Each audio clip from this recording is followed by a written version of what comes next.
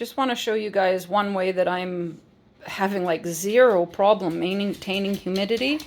And you can go quite a long time before adding water to the substrate of your PVC. So basically what I'm been doing for quite a long time now is these plastic trays. They're about this deep, and they're like in the kitchen department, so you would use them, you know, to put leftover food in or whatever. So basically I put that at the very, very bottom of my enclosure, like so that it's even with that lip. I fill it strictly with, I never say it right, magnum moss, whatever. I fill it with moss, and then I literally overflow it with water. So the water drips out of it, and this moss, I'll tell you what, first of all, it stays fresh. It for some reason, don't ask me why, I find that the wet moss actually improves the smell inside of the unit. And I use a big one, so it goes from here to here. So I'm going to say that's here. I'm going to tell you exactly how big it is. I just happen to have this. Okay, hang on. Okay, so that's, I guess, a 16-inch tray in this 48 by 24 by 24 unit. Anyway, I've done that in a couple of my units, just trying to figure out if it works. What I've done, and my sheds, oh my God, my sheds are 1,000 times better. They were always good, but this guy, same thing. What I've done with him is I've put a hide on top of this moist moss, and it's not wringing wet, but it's moist. There's no doubt that is moist, but he's almost never in there. This is not what you would call a humidity hide, you know, so don't think that's what it is, because that's not what it is, because he's almost never in there.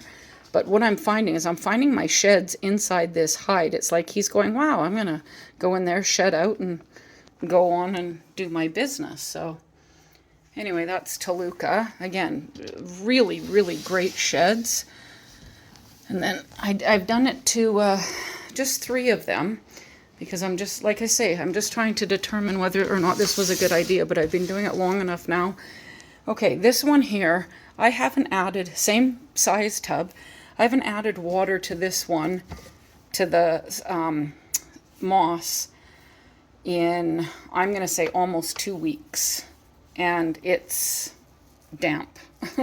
Like, there's no doubt. Like, you're not wringing water out of it. But that is damp moss, as opposed to the moss back here is dry. So you can see the difference between the dry moss and the wet moss, okay? So the reason I am doing this, again, is I'm finding that it keeps the humidity better. You can do this in, obviously, in glass enclosures as well. It's not just PVC. Get a fairly large tray and fill it with magma moss. Literally overflow that thing with water. In fact, hang on, I'm going to show you, because that's what I'm doing right now, is changing water. Okay, so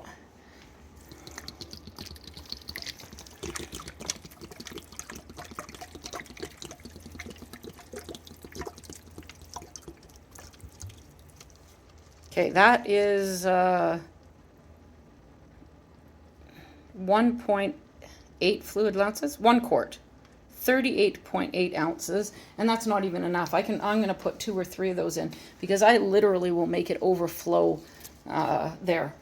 I have 2 water bowls in all of my units. Don't ask me why. I've just always done that. I find that the heat sucks up the humidity, and anyway, way better sheds. While we're at it, we may as well just say hi to Asher's unit. That's Asher's unit. Again, I'm just changing out all my waters now. And that's Asher's. He doesn't have one yet, but he's got his water bowl there and his water bowl there. Malachi, he doesn't have one.